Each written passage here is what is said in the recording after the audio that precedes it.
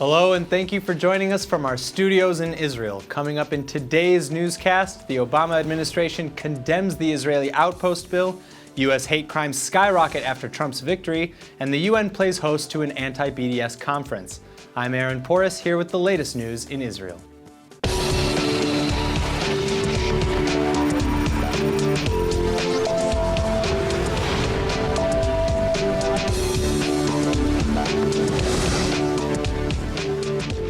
Israel's preliminary approval yesterday of the bill to grant retroactive legalization of Jewish settlement outposts is already sparking a strong reaction from the Palestinians and the Americans.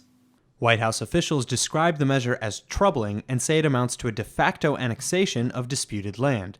They've also announced that it's prompting outgoing U.S. President Barack Obama to want to make a last-minute move regarding the Israeli-Palestinian conflict. His options reportedly include White House support of a UN Security Council resolution against Israeli settlements or taking another unknown route to strengthen the two-state solution. Before undertaking any action, however, Obama would inform President-elect Donald Trump. Israeli Prime Minister Benjamin Netanyahu actually tried to delay passage of the legislation out of concern it would spark disputes with the U.S. His coalition partners advanced it nevertheless as a means to save the Amona outpost, which the High Court ordered to be demolished on December 25th. The entire case has evoked disagreement from all sides here in Israel as well, and even threatened the stability of the government coalition. The bill itself will now go to committee and still has to pass 3 official readings before it can become law.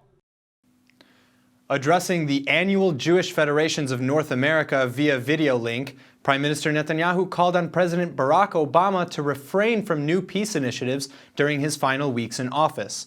Speaking to the Israeli-American relationship, Netanyahu also told the gathering that within some years, Israel will turn around the diplomatic picture to Israel's advantage. One thing is certain, that trying to impose peace from the outside won't. So I very much hope that President Obama will continue the policy that he enunciated, which wasn't only his policy, it was the long-standing policy of the United States. And I look forward also to working with President-elect Trump, when he becomes president, and his administration, to further the twin interests of peace and security. These are interests of Israel and the United States, but they'll be achieved by direct negotiations between the parties without preconditions. What is happening in Israel that makes you so hopeful? There is a vast change that is happening, and it's happening because of the dual appreciation of Israel's role as a strong and powerful factor in fighting terrorism worldwide, because of our superb intelligence services and other capabilities that we have. And parties want, every country is now threatened by this, so they want Israel as a partner. Secondly, they all want technology. They want technology for all the reasons that I mentioned before, and that is bringing all these countries to Israel as never before. So I said this in my UN speech, and I'm going to say it again and again. Hold on to your seatbelts, buckle your seatbelts. I'm telling you that it will be no more than a decade, and possibly a lot sooner, that the automatic majorities against Israel in the UN will collapse. Israel is poised in a way that very few countries are to seize the 21st century. I was in Kiryat Gat yesterday. I saw an Intel plant. I mean, you have to see it to believe it. There's a plant there that is 6 football fields. It's the size of 6 football fields. It's automated. People walk around with these white uniforms. It's like a Woody Allen film, you know? And it's amazing. I met there 300 young engineers, young women, young men, amazingly talented. And Intel has decided to build this plant, which may be the largest of its kind in the world, certainly, if not the largest, one of the largest, in Israel, because they said this is where we have the brain power. This is where we can make the conceptual products that shape the future. The future is changing. The future is already here. And the future says that those who can innovate seize the future. Israel is the innovation nation. I wanted to include all of our citizens, and I wanted to include our neighbors. And for the first time in my lifetime, I can tell you, we're heading there. I'm very hopeful. In related news to the Amona outpost legislation, Jerusalem Mayor Nir Barkat says that it's not right that the High Court won't approve an extension on orders to dismantle Amona, but has permitted delays for illegally built structures in the Israeli capital. Now he's doing something about it. The Jerusalem municipality has filed a petition to revoke the court's delay on orders to demolish 14 Palestinian homes that were built illegally on privately owned Jewish land. The homes in question are located in the eastern Jerusalem neighborhood of Beit Hanina. According to a statement from the mayor, the law needs to be applied equally to both Jews and Arabs. Barkat says that in the wake of the Amona ruling, this means that City Hall would be forced to change its policy to the immediate dismantlement of hundreds or possibly even thousands of other illegally constructed homes. Until now, both the courts and the city have agreed to postpone such demolitions, while solutions to the building infractions are found. Reports today indicate that President-elect Donald Trump's son-in-law Jared Kushner will play a key role in the White House. Political analyst Mitchell Barak told ILTV's Steve Leibowitz that family plays an important role in the life of the president. Well, first it's worth mentioning that among the Jewish Republicans, they didn't even support Trump.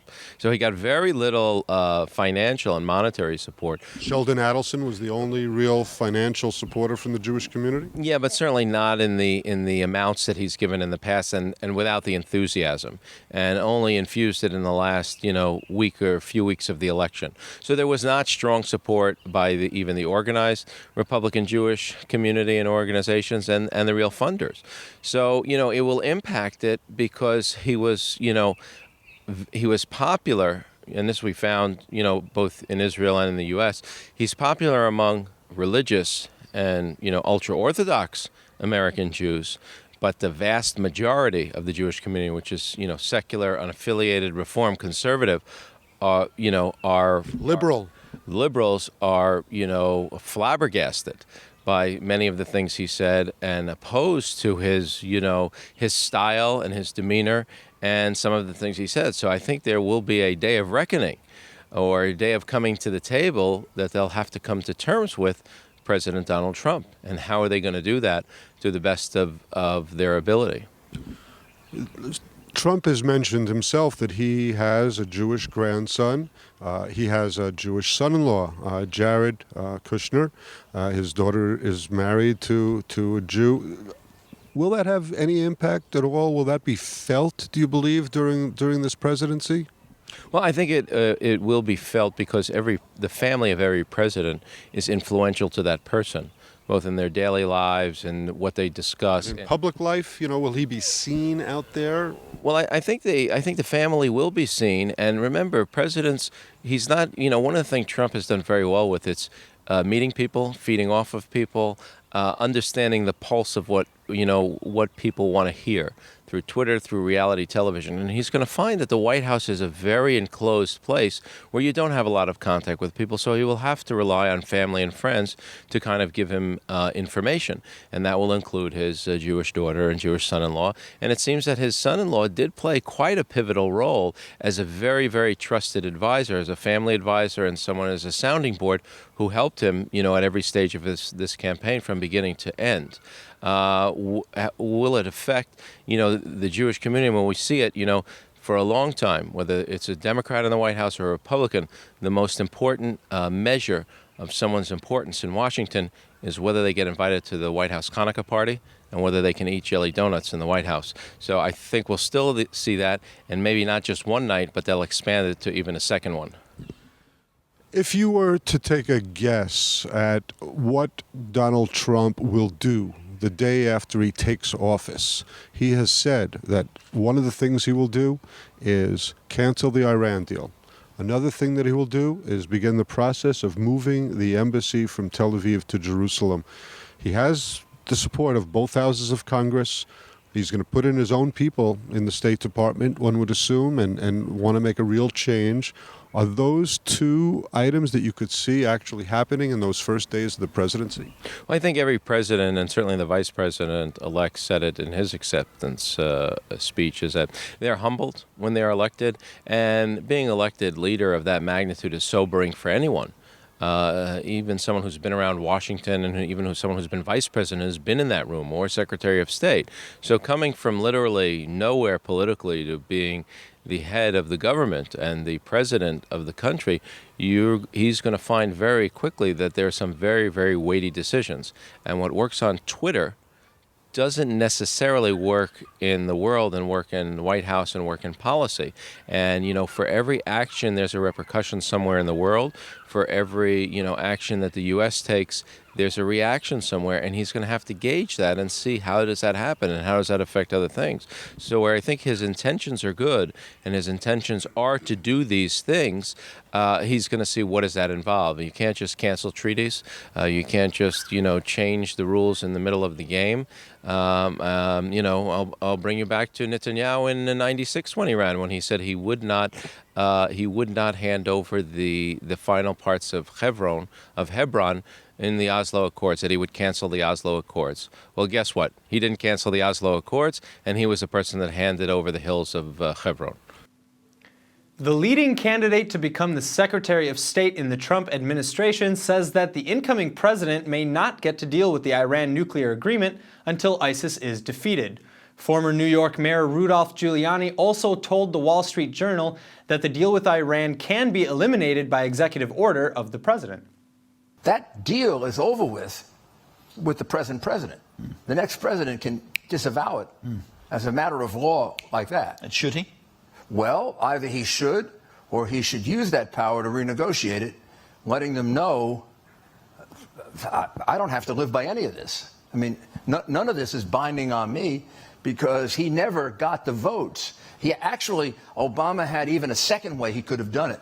He could have done it as an agreement, in which case he would have only had to have gotten a majority vote of the House and Senate, and he knew he couldn't get it. But it was a deal that was negotiated not only with the Iranians, but with the Russians and the Chinese, the British, and the French, and the Germans. You fancy spending the first 2 years as Secretary of State renegotiating the deal? No, I think you have to set priorities. So if the priority is let's eliminate ISIS, maybe you put that off a little bit and you get rid of ISIS first, and then you go back to that, because ISIS short term, I believe, is our greatest danger. Hezbollah is today denying reports in Lebanese media that its second-in-command boasted that the terror group has become a full-fledged army.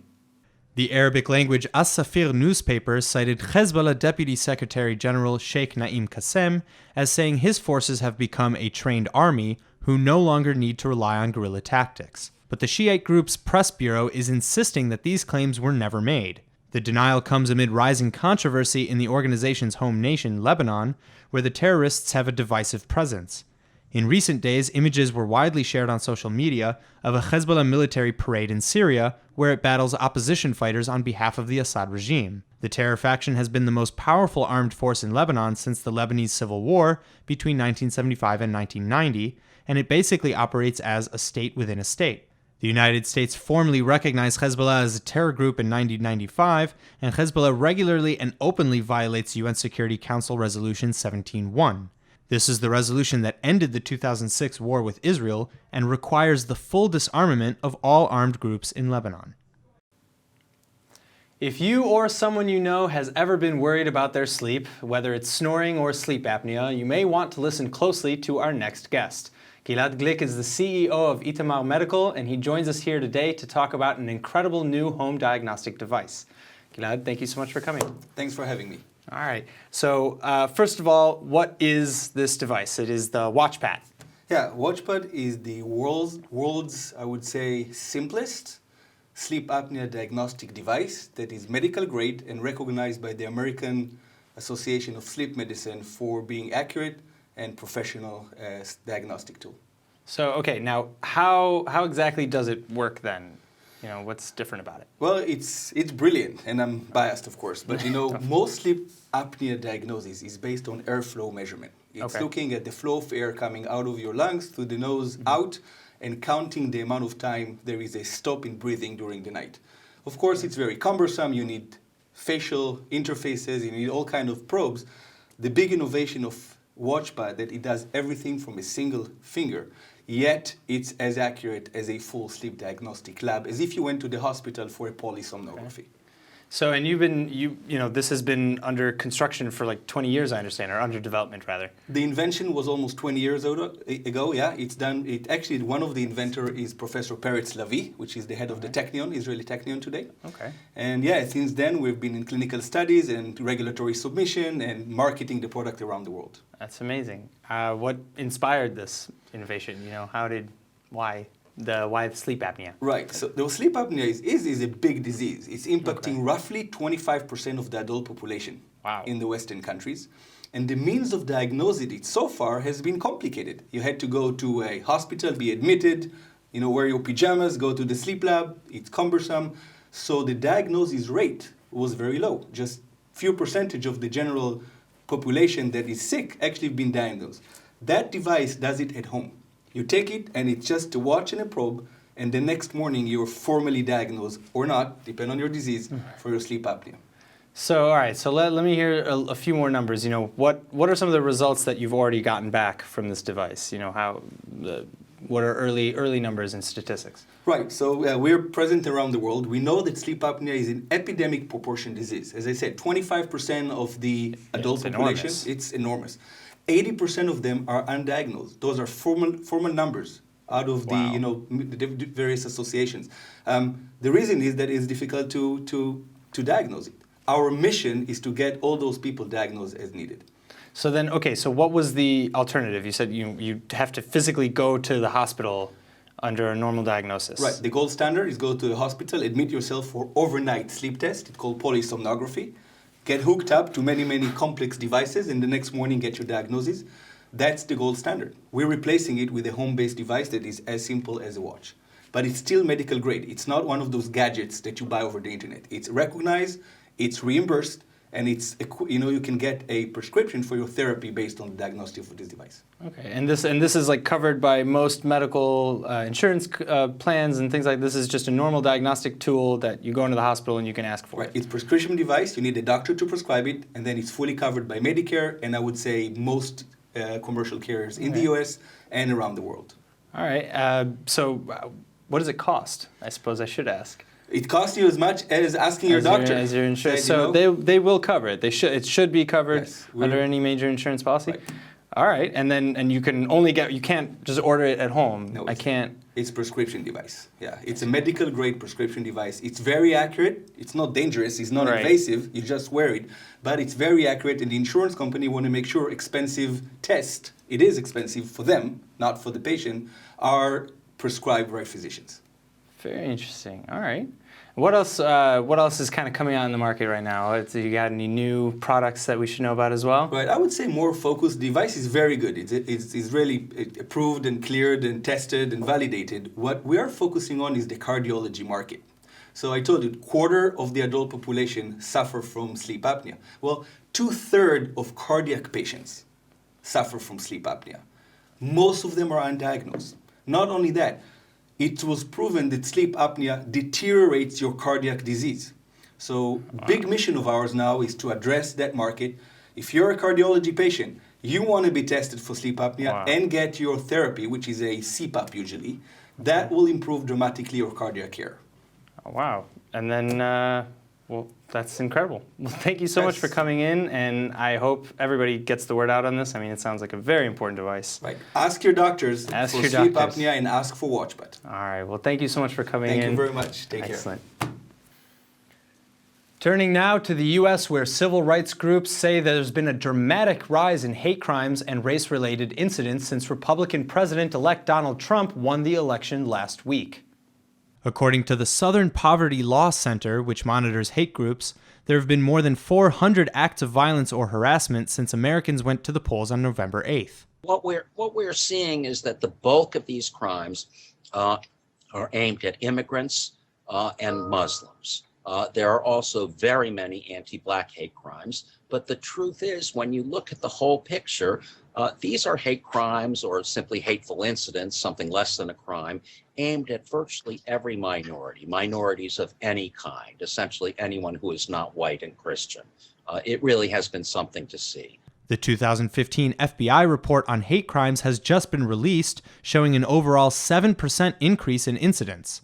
Anti-Jewish crimes climbed to 9%, but anti-Muslim activity shot to a 67% higher level. Many say those numbers will climb even higher this year as a direct result of Trump's presidential campaign.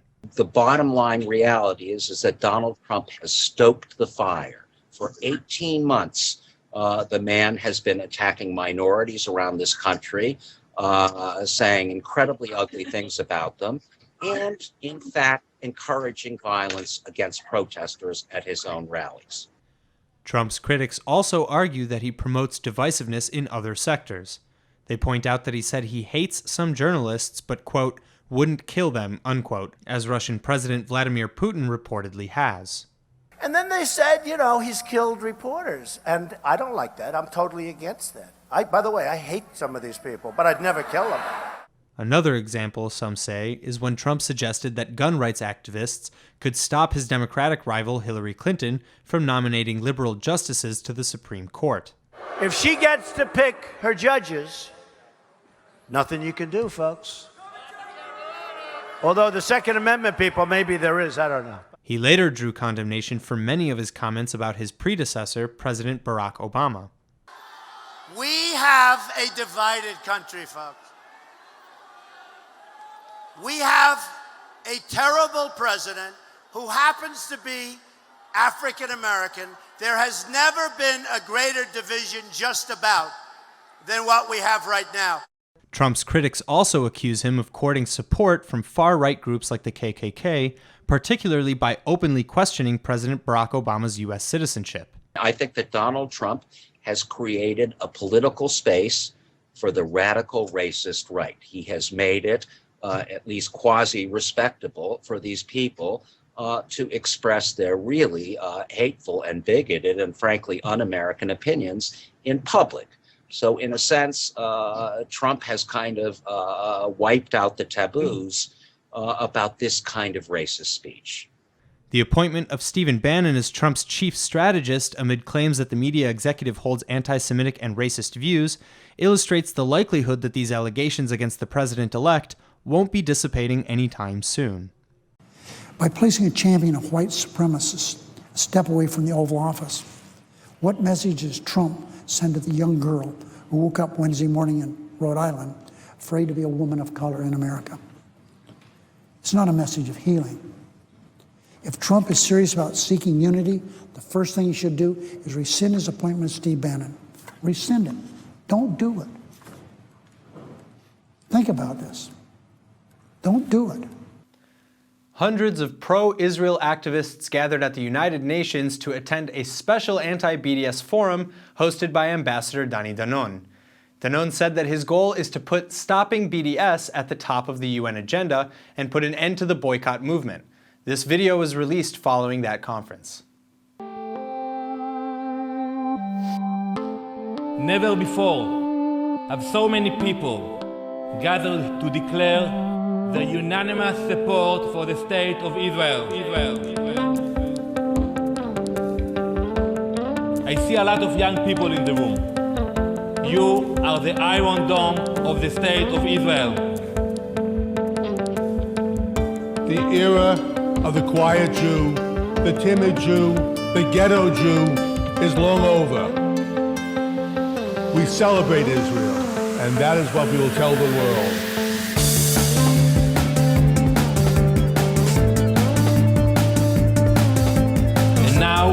Time to act.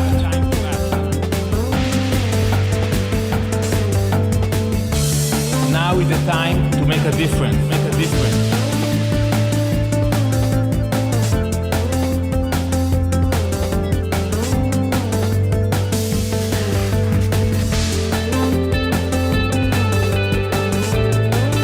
One day you will tell your children, I was there when we stopped BDS.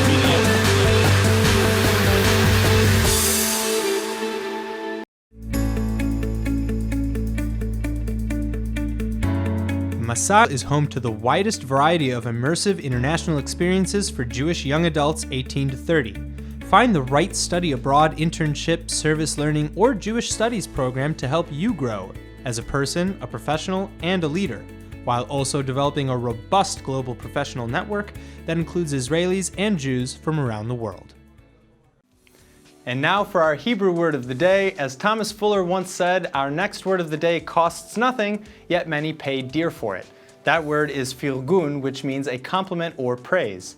Filgunim or compliments are important to us. Studies show that to the brain, receiving a filgun is tantamount to winning a cash reward. A filgun motivates us to work harder, and it can even boost self-esteem as it forces us to focus on the positives in one another. The thing about filgunim, though, is that by definition they can't have any ulterior motives behind them. Otherwise, they become backhanded or condescending. So just remember to be honest, or it won't really be your filgun at all.